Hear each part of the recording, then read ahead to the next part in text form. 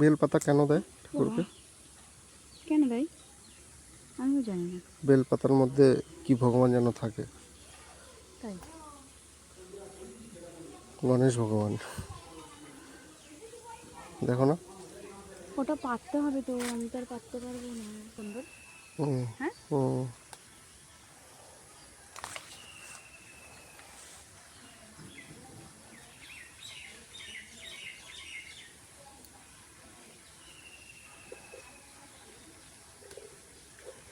আমাদের এখানে সব গাছই আছে বলো। হ্যাঁ, আমাদের এই গ্রাম অঞ্চল তো মোটামুটি আমাদের এখানে সব গাছই পাওয়া যায়। আমাদের কোনো ফুল পুজোর ফুল টুল কেনা লাগে না।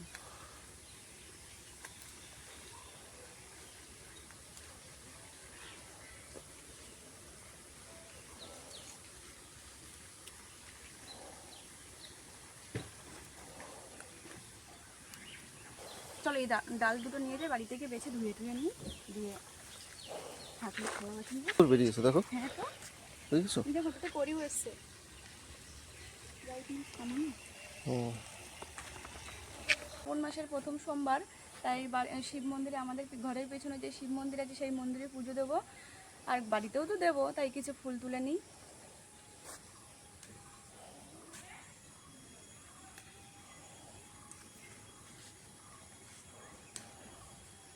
মানুষে তুলে নিয়ে গেছে, বেলা হয়ে গেছে কত।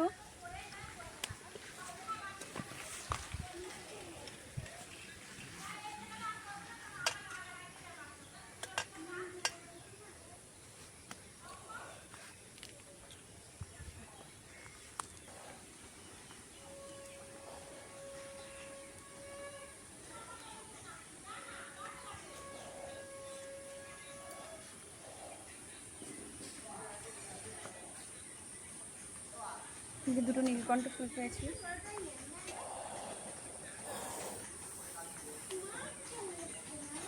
ফুলগুলো তোলো না,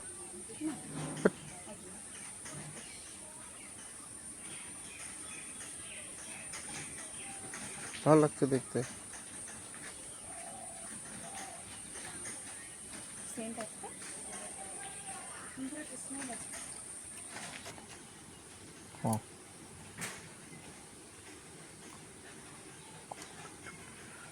না থাক,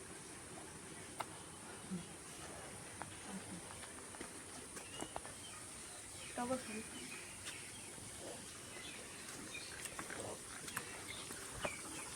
তুমি তো ফুল তুলে নিয়ে এসছো কতগুলো।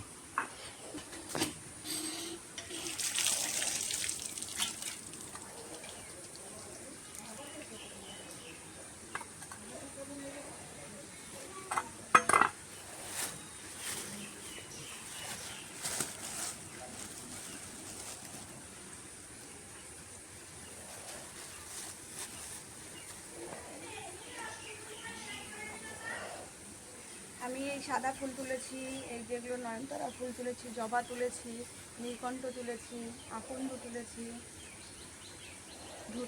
তুলসী পাতা এনেছি, মানে ফুল।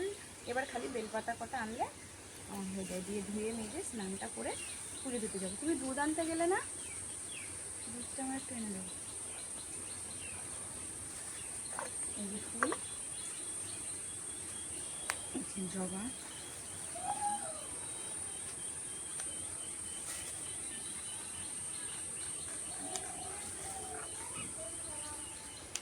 ফুল তুলতে গেলে আমি কোথায় গেছিলাম, আমাদের ওই যে বামুনপুরে জল উঠে গেছে না, জলের ভেতরে নেমে তাই তুলে নিয়ে আসছিল। একটাও ছিল না, ওই নিচের দিকে জল দেখে কেউ যায়নি, আমি নিয়ে আসলাম তুলে। নতুন গাছের পাতা তো ওই জন্য অত বড় বড়। এই যে দুটো ফল এনেছি, একটু ধুয়ে দিই।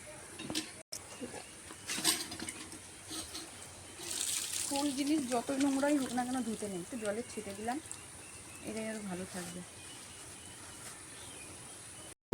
কত সুন্দর না পাতাগুলো, হুম। কি সুন্দর, একদম মুখুত পাতা। কে ছেড়ে দিয়েছে বলো? আর তুমি ছিঁড়ে দিয়েছো, তার জন্য এত ভালো হয়েছে তাই। হ্যাঁ। পাতাটা তো আর তুমি তৈরি করে দাওনি, পেরে কে দিল?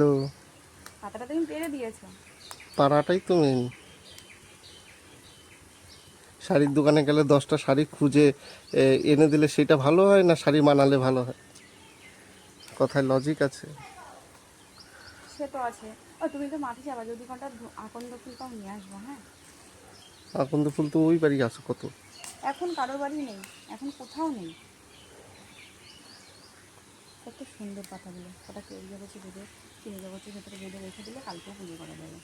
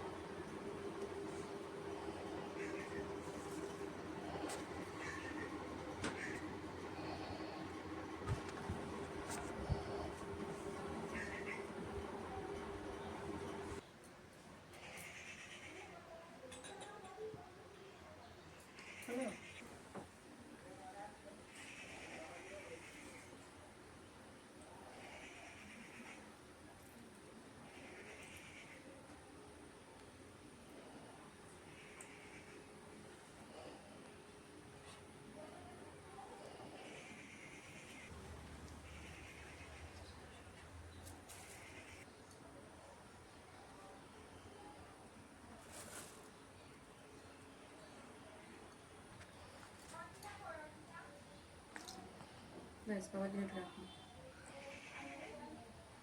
ব্যাস, বাবার জন্য রাখুন, ছেড়ে দাও, বাবা দিকে রেখে।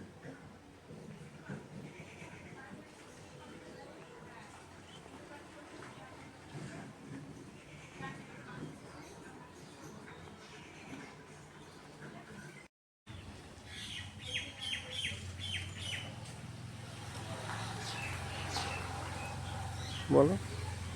এখন আমরা শিব মন্দিরে পুজো দিতে যাচ্ছি। আমার ঘরের পুজো হয়ে গেছে, এখন গুছিয়ে এই যে এখন যাচ্ছি বাবার মাথায় জল ঢালতে।